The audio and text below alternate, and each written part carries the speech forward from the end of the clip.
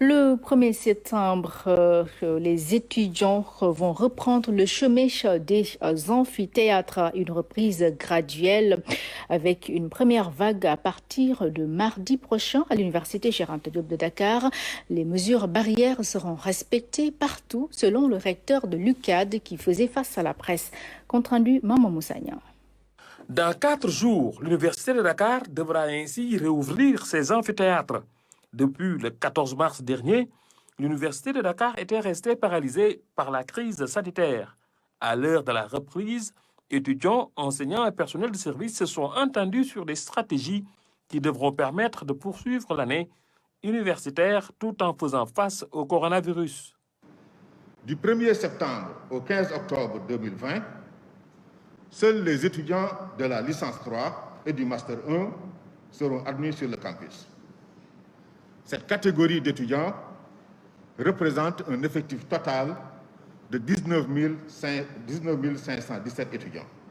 Du 15 octobre au 15 novembre seront admis les étudiants de la licence 2 et du master 2. Du 15 novembre au 31 décembre seront admis les étudiants de la L1, licence 1. Cette catégorie représente un effectif de 31 700 étudiants. Durant la même période, les enseignements à distance se poursuivront pour tous les étudiants et à tous les niveaux. Rappelons que les enseignements pour la plupart étaient dispensés en ligne pendant la pandémie. Le recteur a souligné que cette méthode est à prendre en compte désormais. Elle devrait permettre d'aller vite et de terminer l'année universitaire dans le respect des horaires prévus. On aura besoin d'une plateforme virtuelle qui viendrait en appoint.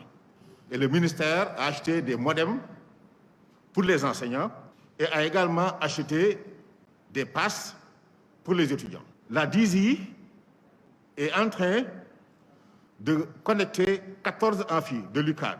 Le dispositif qu'on appelle live streaming permet à tous les étudiants, qu'ils soient sur le campus ou en dehors de campus, mais mieux, une fois qu'un enseignement est achevé, l'enregistrement qui en résulte est immédiatement téléchargeable. La situation des écoles et instituts a été également au menu de ce face-à-face. Les instituts et écoles qui ont en général des effectifs réduits ont des plans spécifiques parce qu'ils n'ont pas le même niveau de retard que les grosses facultés comme la faculté des lettres et sciences humaines, la faculté de droit ou la faculté d'économie. La conférence de presse a été co-animée par le recteur de l'UCAD et le directeur du COUD, le Centre des œuvres universitaires de Dakar.